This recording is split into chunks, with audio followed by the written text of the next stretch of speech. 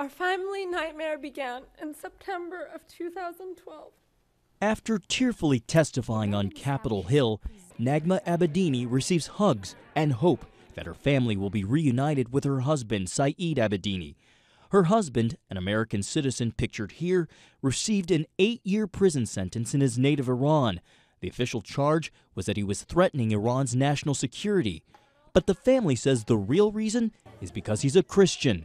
Pastor Saeed was taken into custody last July while in Iran building an orphanage.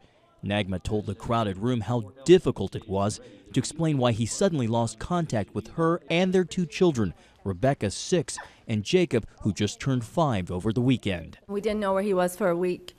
They kept coming to the computer and saying, "Mommy, can we see Daddy? Can we hear his voice?" And I kept saying, "No, we can't." You know, I couldn't explain to them why, that he was physically taken to prison. And finally they kept saying, "Does Daddy not love us anymore? Does Daddy not want to hear our voice anymore?" And I had to tell them that he was in prison because he loved Jesus. The hearing highlighted the plight of religious minorities in Iran, especially for Baha'i and Christian converts. Many are arrested, detained, or executed. In Pastor Saeed's case, his attorneys say his 8-year sentence amounts to death. Family in Iran say he's been tortured, beaten, and is now bleeding internally. Last week, the United Nations Human Rights Council called on Iran to release prisoners of conscience, mentioning Pastor Saeed by name. Meanwhile, his supporters say the State Department and White House have been mostly silent. The president should be naming names. Ronald Reagan did that. He talked about specific names.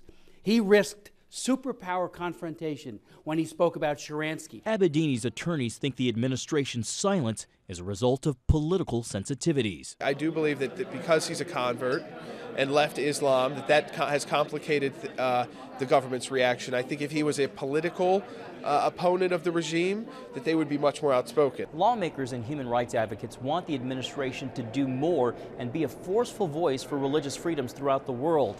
And many on Capitol Hill are doing their part, not just by holding hearings, but by introducing legislation. One such bill being reintroduced would create a special position at the State Department charged with defending religious minorities in the Middle East and South Central Asia.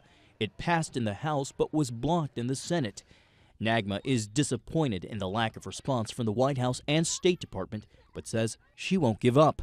Through it all, she says, she and her 2 kids have grown stronger in their faith through the support and prayers of fellow believers. We thought it would, the kids, our worry was that they might resent Christ or their Christian faith because it has taken Daddy away, but they've grown, they worship, they pray every night, and now they're proud that he's in prison because he loves Jesus, because they love him so very much also. John Jessup, CBN News, Capitol Hill.